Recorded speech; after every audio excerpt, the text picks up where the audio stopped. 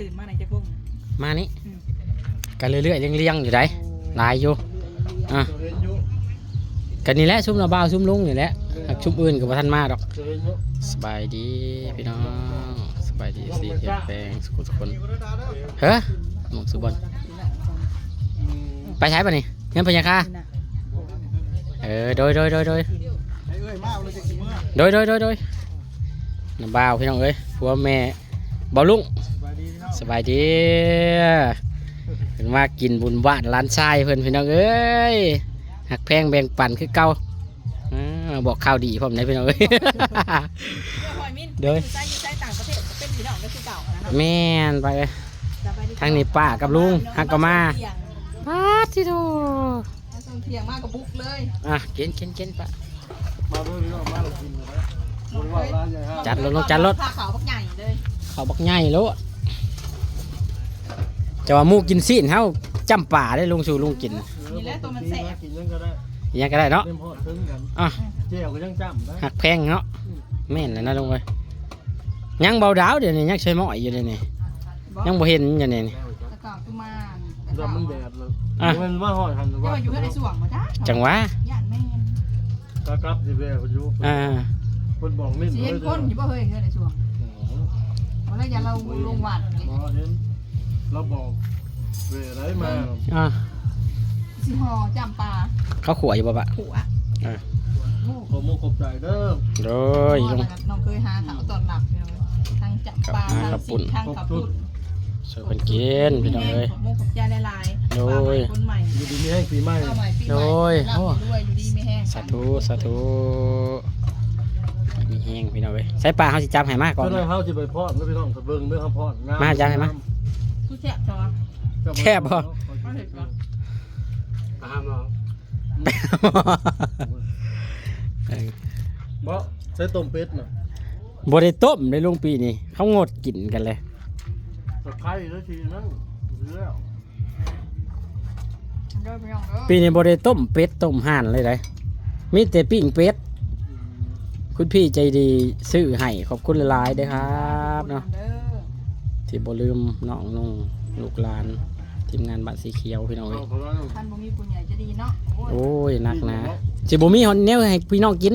สิมีแต่ซีนแต่ป่านี่แหละนะเพิ่นออกเครื่องดื่มให้ฮะซีนเอา500อีกได้ลุงตะกี้น่ะเอา1,000นี่บ่ฮะตะกี้น่ะเอา1,000แบบบัดนี้อ้ายพูดเฮือนใกล้นี่พัดขอ500ขอน้ำขอแบ่งน้ำเราบ่ได้ซีนเราน่ะเป็นคนเฮ็ดซีนนะลุงบาทพัดบ่ได้ซีนลืมจดเจ้าของว่าซั่นตายเฮ็ดเดี๋ยวนี้ก็ได้บาท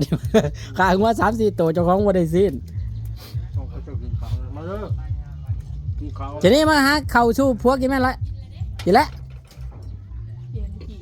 เจนนี่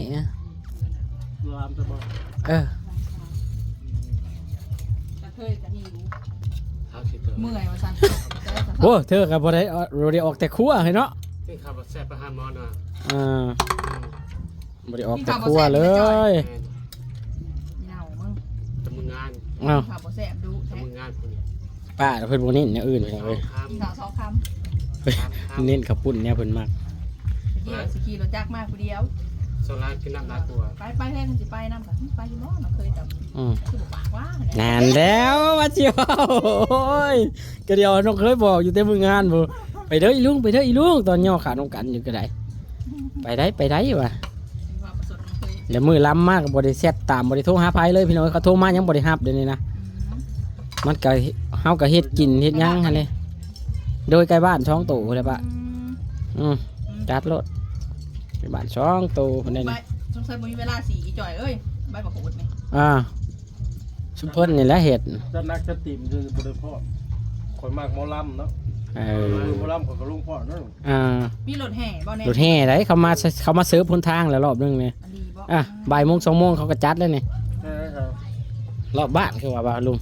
โอ้แห่รอบบ้านเขาแห่รอบบ้านไหนกินกระปุ่นบ่จะว่าไปหาถ่ายคลิปรถเอาดุญาเด้อพอดไปพอดก็เด้อบอกเมียไปกำลังเคยนี่ลุงไงเจ้าจะพอดเป็นบ่โอ้ก็ไปตามลุงนะลุงพาไปแล้วก็ไปแล้วเนาะแดดนี่ฮะเสื้อรถหาใส่หมวกชิ้นใหญ่ๆแน่บังลมบังแดด มันแหมเนาะ คนหมักทอดมันหมักงวนเนาะ คนหมักม่วนได้ลง ล้ำ มันไปน้ำกันโอ้ยปารีส11โลถือกันโลกับข่อยนะข่อยพอดบ่เป็นหักหมักม่วนแซ่บบ่ปะ ป้าเรายังคือจังว่าของอีมินเสียเด้ ปีเมานะบ่ เป็นเมาเลยขอเช้าโดนเงินสีเขียวเส้นแต่เนี่ยปอย เมาแห้งอะไรพี่น้องไอ้ปีนั่นนะช่อง YouTube เปิดผ่านที่สลองเลย มึงว่าพี่นะมึง มันม่วนนี่รอได้คือว่า ยังว่ายังกับมึง อ้าว อ้าวคนมันแก่โตมากมาเลยแม่ หาจิเนาะ นู่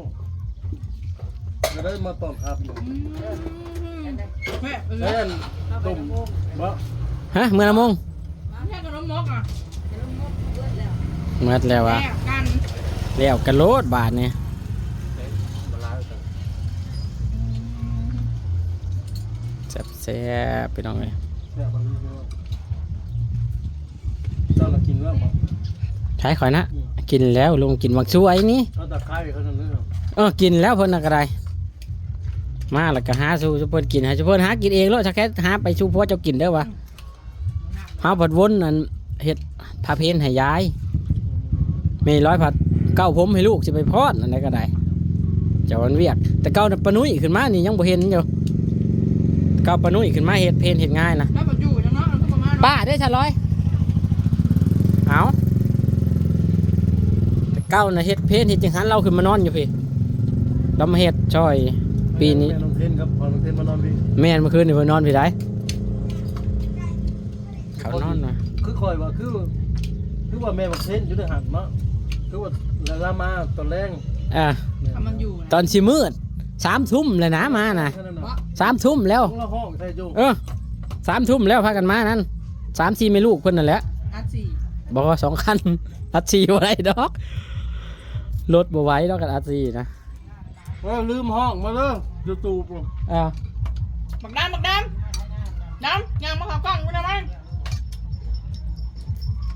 หาไปหามาพี่ บักดำลงมาพี่น้อง มาแต่เวียงมึงมาหอดมือได้ดำขึ้นวันนี่ ไปเข้าไปโห เด้อ แบทที่เบิร์ด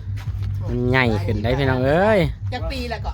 17แล้ว เขา17แล้วจ้ะ แม่นใช่ปะ เดือน11นี่เขา17 ปีแล้วคือว่า12 ปีอยู่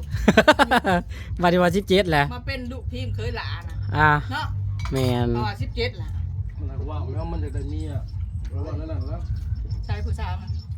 ที่บ้าน บ้านได้ผู้สาว ธรรมดาได้ผู้สาวเพิ่นน่ะผู้สาวรวยได้ ยังบ่ ผู้สาวเพิ่นน่ะรวยได้ คนเวียงจันทน์บ่ มันน้องเขียนนี่เหรอวะ มันเขียนอันนี้ ได้ลงมาจ้ะ น้องดำพี่น้องใหญ่เป็นบ่าวเลยสูงสิลื่นละบ่าวเลยนี่ตะกี้ไผสิว่ามันใหญ่สิใหญ่ปานนี้เนาะ FC จำ น้อยเนี่ยจำได้อยู่พี่น้อง ดำ วาง 4-5 ปีที่แล้วนี่น้อย ๆ นึง มีผู้สาวแล้ว ว้าย มึงกินละ เมื่อกี้ก็พุ่นกัน กินผู้สาว เย็น มาบัดนี้มันเป็นผู้ใหญ่ เป็นผู้ใหญ่เป็นผู้บ่าวแล้ แล้ว ว สิบ่ให้เอาถาม สุภาพปฏิให้ซ้ำเก่ามันบ่เป็นนะป่ะเอ้ย เบิ่งหน่อยเขายังสิ บ้า บ่ ง มี แล้ว อ่ะ คำจ่าเขากันง่ายคือ แม่นแหละ จักความ ถ้าผู้เป็นผู้เฒ่าครับ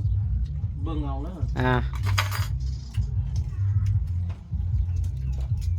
ถ้าซุยบ่มาบ่เนาะ เจ้าน้อยจะไปพอด บางก็บ่ได้ชวนมาครับ ฮะ บ่ายโมงสิลงแฮ มันต้องฟังอยากจัง พี่น้องถ้าเบิ่งเอาพอดเด้อ เลยฮ้อนวุ่นๆน่ะจักสิจุบหรือบ่ได้นะมันฮ้อนแล้วตัดเลยแล้วฮ้อนวุ่นๆอยู่นี่นะ พ่อของห้ามนะฮอดแล้วตัดโลดได้ที่ตัดโลด นี่ก็หาก็ได้9 นาทีนี่จักพี่น้องจักสิตัดตอนใดเด้เนี่ยยังอีกนาทีนึงยังดีสากแบตก็บ่ได้เด้อบัดนี้ก็ได้ฮ้อนนะ แซ่บอี ป้าสิบอกวิธีเด้อ ฮะ เปิดโหมดเครื่องบิน วะ นาที2นาทีก็เย็น โอ้ใครอยู่คะแนนนะฮ้อนวุ่นๆอยู่เดี๋ยวนี้นะนี่ตัดแล้วเดี๋ยวนี้ตัดแล้ว ปิดเน็ต บาดโทษพี่น้อง ล เอ้ย งได้เกาะมอลำเหลือง อหย่างเฮากับบ่จื้อ สื่อวง ตะกี้ว่าสิเอาวงตัวหนึงแล้วมันแพงแล้วเปลี่ยนเลยบ่ฮู้เดี๋ยวนี้นะก็จะเปลี่ยนกระทันหันก็เลยบ่จักเดี๋ยวนี้ตะกี้น่ะว่าอิหยังแหละกลายมาตั้งวงเรียบร้อยแล้ว อะไรวะปะเฮายังบ่ได้ไปแซวเบิ่งเลยเด้อนะ เออ เย็นมีบ่ กินอยู่ เนี่ย มามา น้ำเย็นให้ไปเด้ไปเอาบ้านนี้เทนไปเอาน้ำเย็นให้บ้านนะลูกอยู่ตู้เย็นนะลูกเด้อตุกหนึ่งเด้อเอามาให้ลูกแทนก็ลูกเด้อ เทร่างมีบ่ เย็นเมิดเดี๋ยวที่เย็นเขาเจ้าบริเซ่ฮะน้ำ ไปเบิ่งทุกหัน เบิ้งนะครับน้ำหมองแช่เนี่ย มันใหญ่ เอา เนาะ กินเลยต้นเซออนนันทานสิ แม่ กูจะกินไก่ได้ยัง ปั บ่ นใหญ่ๆบ่ จะอ่อนเลยเอ้ย อ่า แซ่บอยู่เนาะ แซ่บอยู่เนาะ เอาบดบดเลยดิบดเลย แม่น้องเทียนก็หิวเข่าวแล้วบ้านนี้ มันกินไปอยู่บ่ โอเคพี่น้องไว้สำนีก่อนเด้อพี่น้องเอ้ย โอ้ยคือไม่ได้ ขอบ เขา คุณ เย็น หลายๆพี่น้องพวกไปสกุลทุกคน